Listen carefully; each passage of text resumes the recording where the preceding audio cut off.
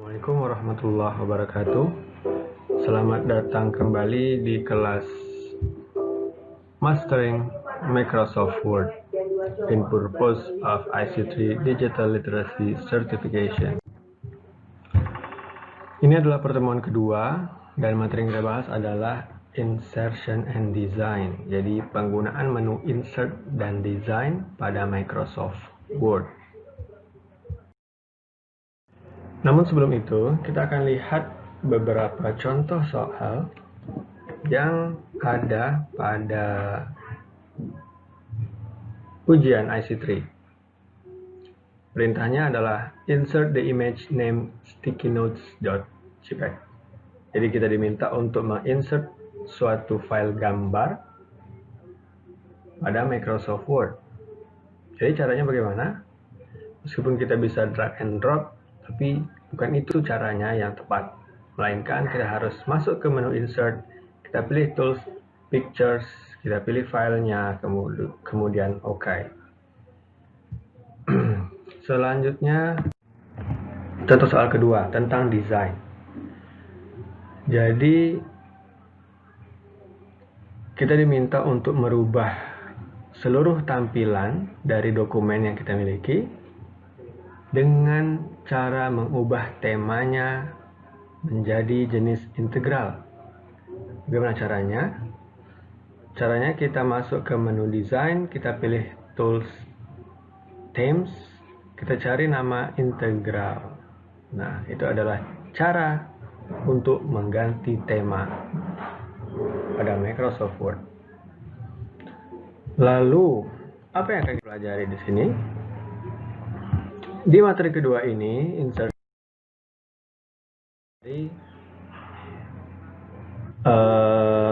tools seperti page, tables, illustration, media, links, comments, header and footers, text, symbols, add-ins and barcode, additional barcode.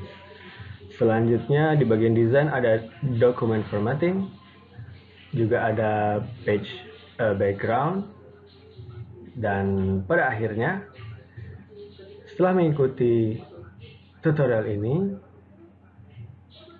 kalian diharapkan dapat menggunakan Microsoft Word dengan lebih efektif, khususnya penggunaan menu yang ada pada Microsoft Word, yakni menu Insert dan Design. Selanjutnya kita masuk ke bagian pengenalan tools yang ada pada Insert. Tadi sudah dijelaskan sedikit, ada page, tables,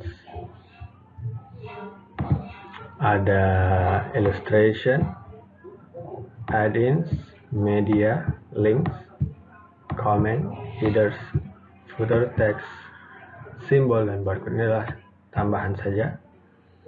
Nah, nanti akan lebih jelas saya deskripsikan di video selanjutnya.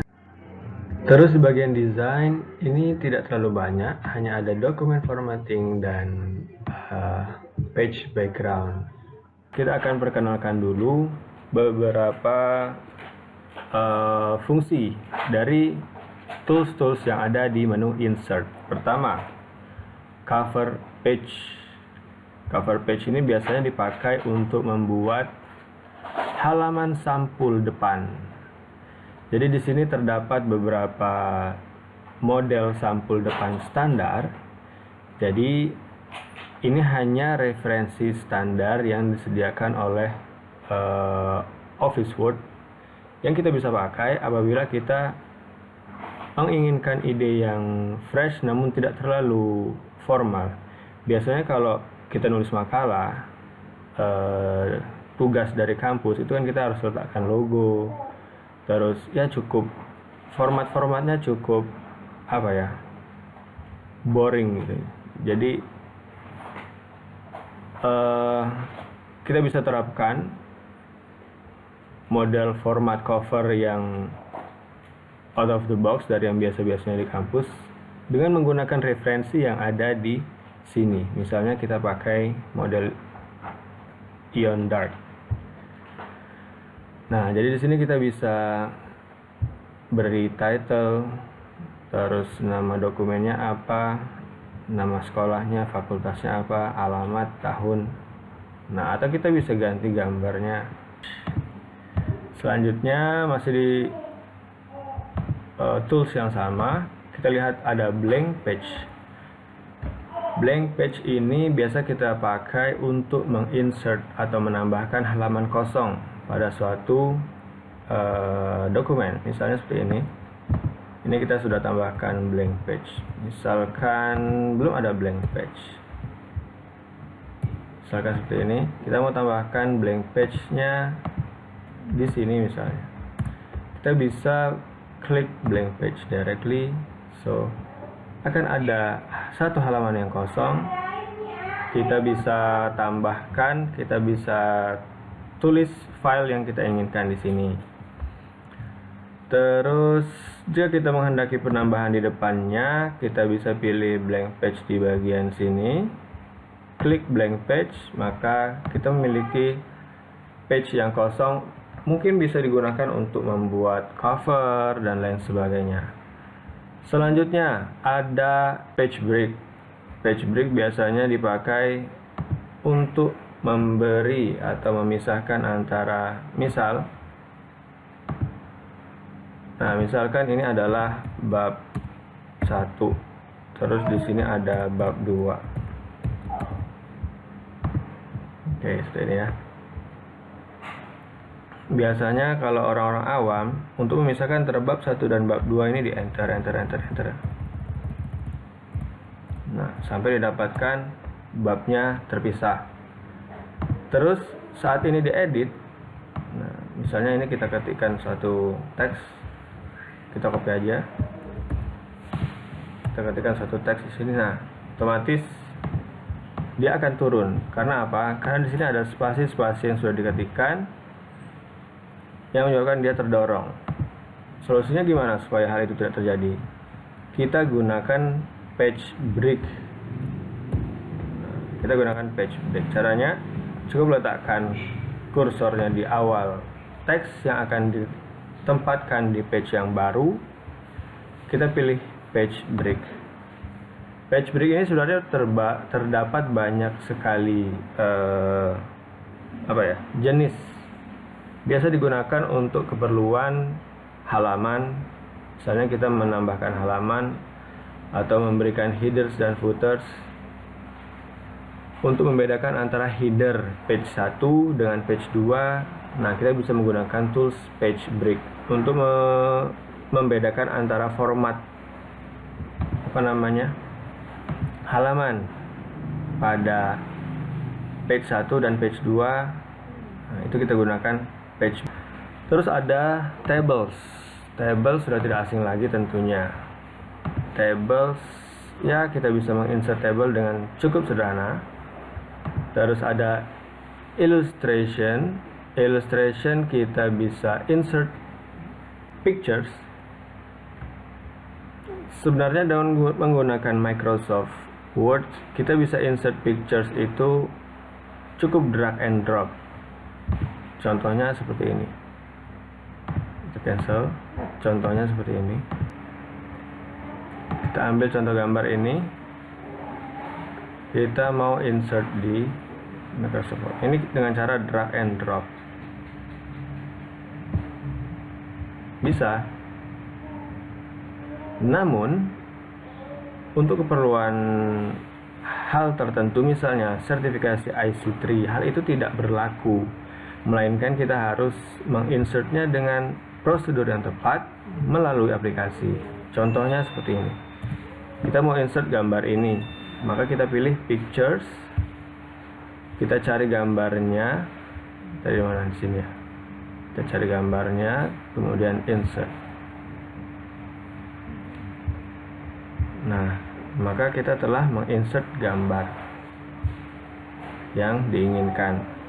Ini adalah cara yang tepat sesuai dengan prosedur yang direcognize dalam sertifikasi IC3. Selanjutnya, masih di menu insert ada online pictures. Online pictures itu untuk kegunaan menginsert gambar yang bersumber dari website. Dan di sini berafiliasi dengan Bing. Karena Bing ini afiliasinya dengan Microsoft. Jadi wajar jika dia tidak menggunakan Google. Misal kita mau mencari car. Kita tambahkan ini misalnya insert.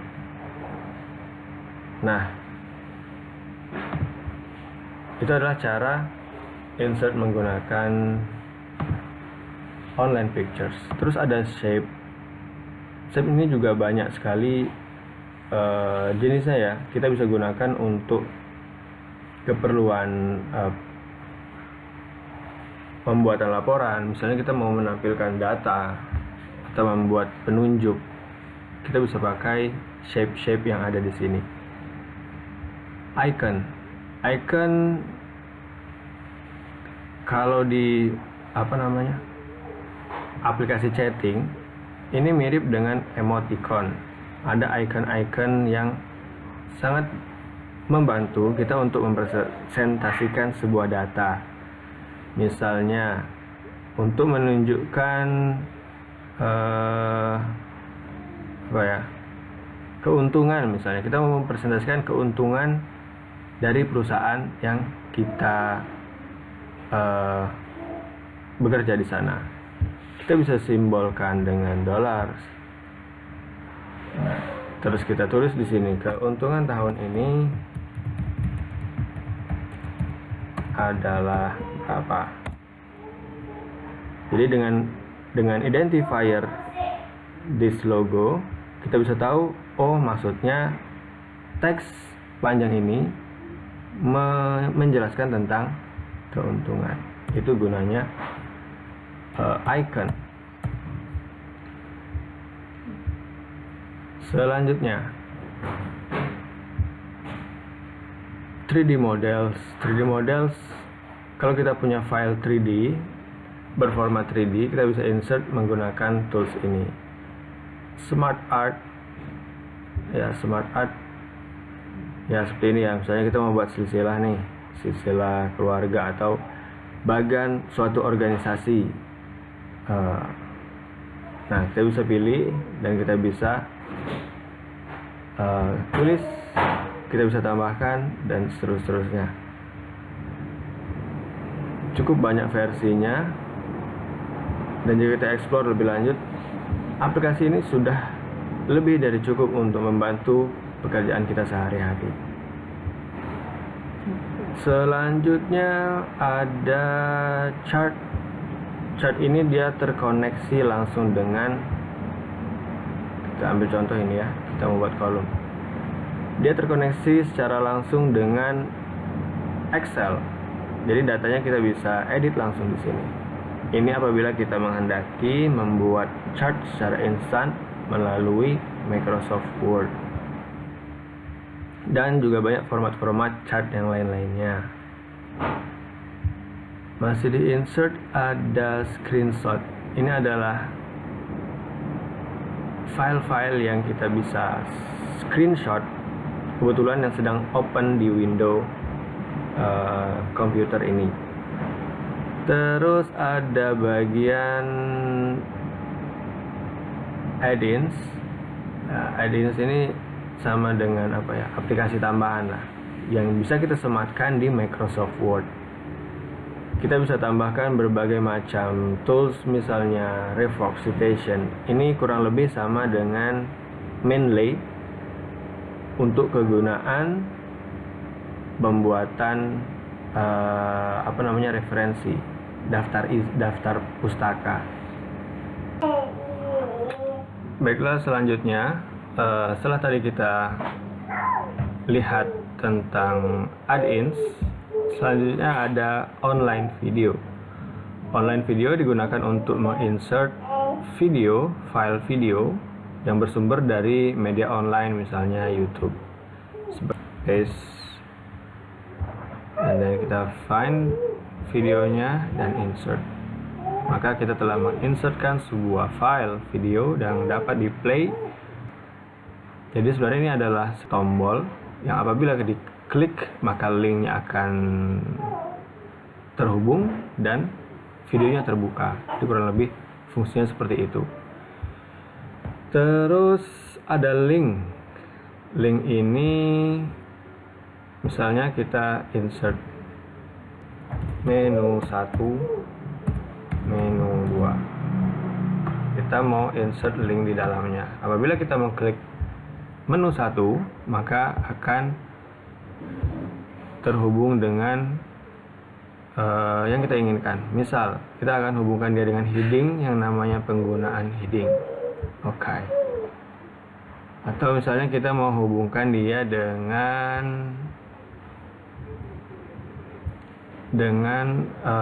existing file. Misalnya apabila kita klik itu, maka akan membuka suatu file yang kita pilih di folder yang kita tentukan.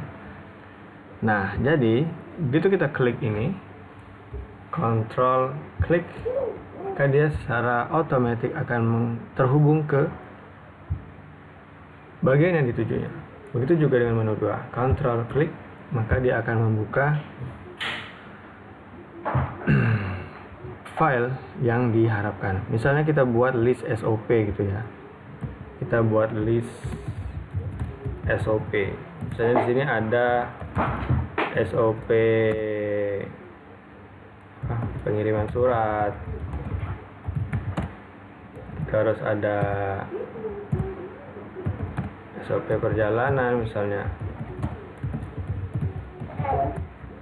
Terus kita ingin begitu orang mengklik SOP pengiriman surat, maka secara otomatis akan membuka file SOP tersebut atau file format surat yang diharapkan, yang diinginkan. Dengan demikian tidak susah lagi kita untuk mencari filenya di folder, kita baca satu persatu, melainkan cukup dengan membaca satu page yang sudah disiapkan daftar menunya, seperti itu.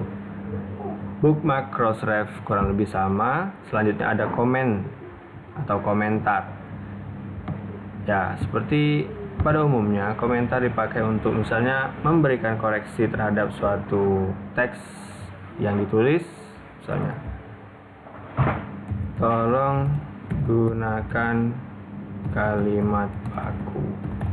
Misalnya seperti itu, maka file ini kita kirim kembali kepada pengirim semula dan dia akan membaca komentar dari kita dan dia melakukan perbaikan dari komentar yang kita berikan, suggestion yang kita berikan. Selanjutnya ada header, footer, and page number. Nah, ini tadi seperti yang sudah kita singgung di awal. Header, nah, kurang lebih seperti ini header. Kita mau buat apa? Misalnya Universitas Medan. Terus tahunnya 2020 Indonesia. Maka secara otomatis semua yang terhubung akan memiliki header yang sama. Begitu juga dengan footer. Di sini ada menu tambahan desain ya. Desain ini melengkapi dari menu header and footer yang sudah kita aktifkan tadi. Footer juga kurang lebih sama seperti itu. Tergantung kegunaannya, maka kita bisa pilih modelnya atau kita bisa custom sendiri.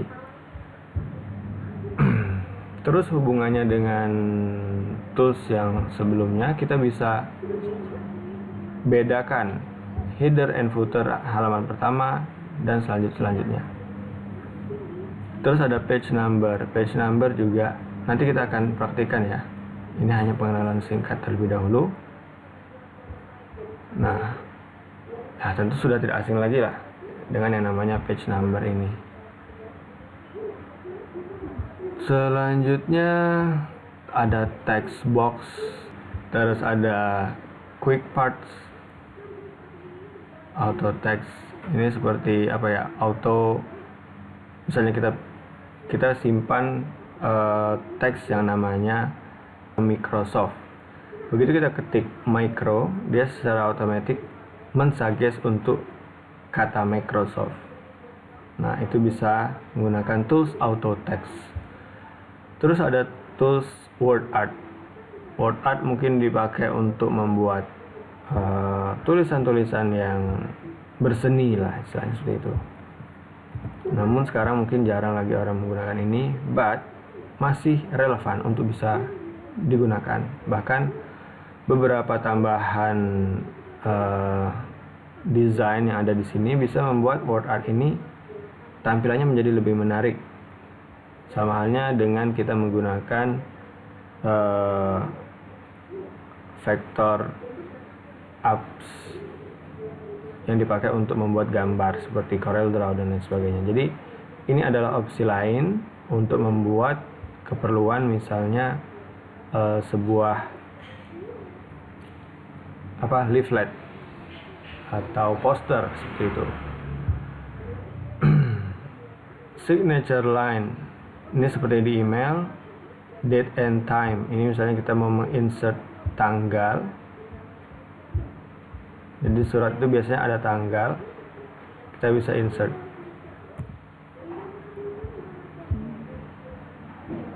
Nah, dia turun. Ini kita hapus saja.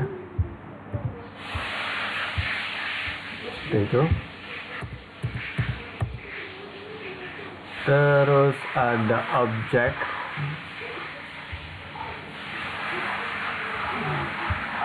Ada simbol. Nah, simbol ini ya kita misalnya perlu membuat simbol ohms.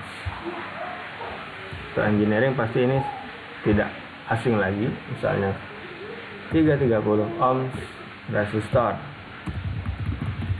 Maka kita bisa ambil simbolnya dari sini. Atau equation, kita membuat rumus yang kompleks. Misal equation kita custom sendiri. Misalnya kita mau buat friction atau bagiannya. Nah, misalnya di sini kita mau tambahkan yang lebih kompleks lagi. Misalnya A kuadrat per 2. Nah, seperti itu. Atau kita mau tambahkan di dalamnya ada bracket.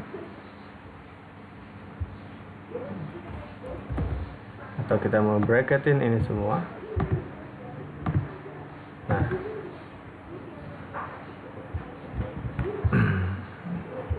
simbol yang diberikan dari equation ini sudah cukup mampu merepresentasikan dari fungsi menu-menu yang tersedia pada equation.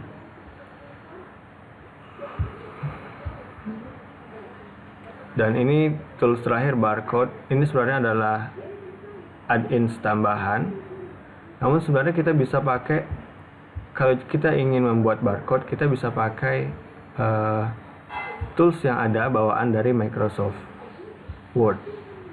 Contohnya di sini, jika tidak salah, kita lihat. Nah, di sini dia. Di sini ada barcode, Corel barcode.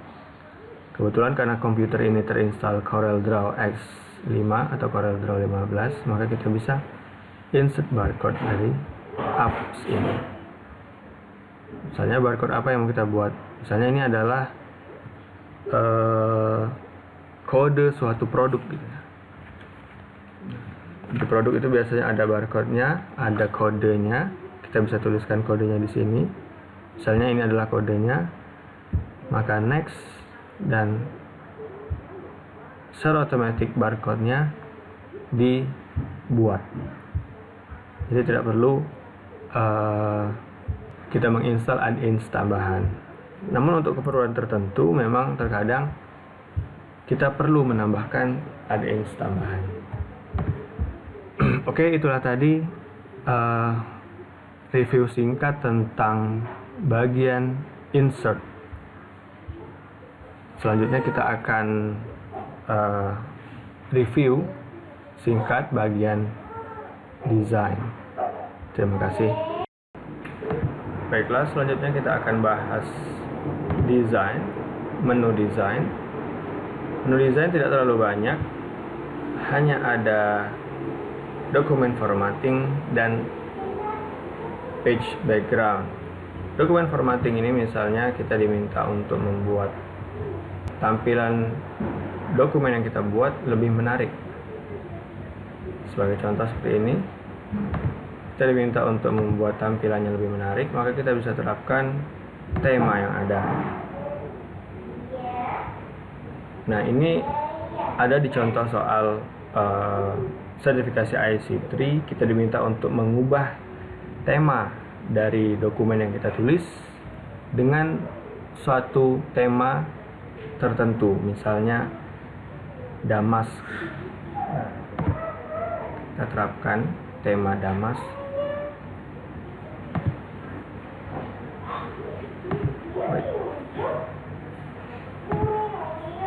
Nah, maka dokumen kita memiliki settingan bentuk font, bentuk spasi, warna yang memenuhi kriteria Damas.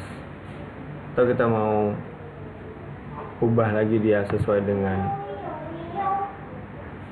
kombinasi yang ada, kita bisa gunakan Damas. Dan di sini bagaimana untuk mengoptimalkan tools ini? Nah, di sini kita bisa lihat ada title, ada heading. Yang berubah-ubah itu title, heading, dan kontennya. Nah, itulah tadi yang pernah kita bahas sebelumnya, kegunaan dari menamai suatu bagian ini dengan nama yang sesuai sebagai title. Terus ini kita tetapkan sebagai heading ya, heading 2. Maka begitu kita terapkan suatu tema dari bagian desain, secara otomatis title pun akan menyesuaikan diri. Heading pun juga akan tersesuaikan. Beda halnya apabila kita tidak menerapkan styles sesuai dengan peruntukannya.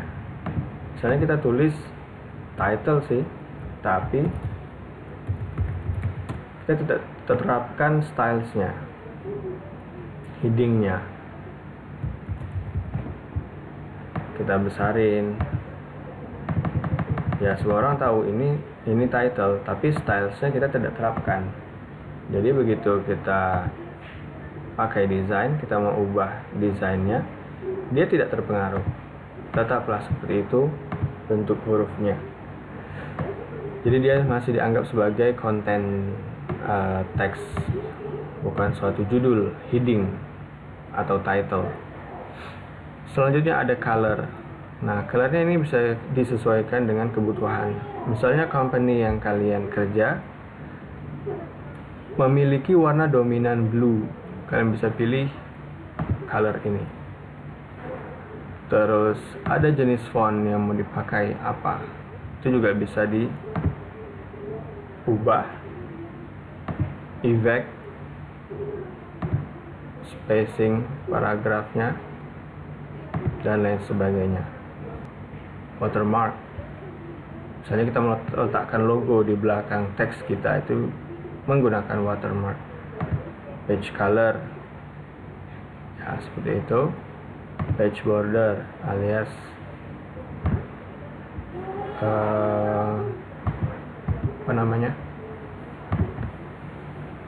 garis pinggir dari dokumen. Itulah review singkat tentang menu desain dari Microsoft Word. Baiklah, jika ada pertanyaan lebih lanjut, silahkan ajukan pertanyaan pada bagian komentar atau buat berteman dengan saya melalui Google Meet. Terima kasih atas segala perhatiannya. Wassalamualaikum warahmatullahi wabarakatuh.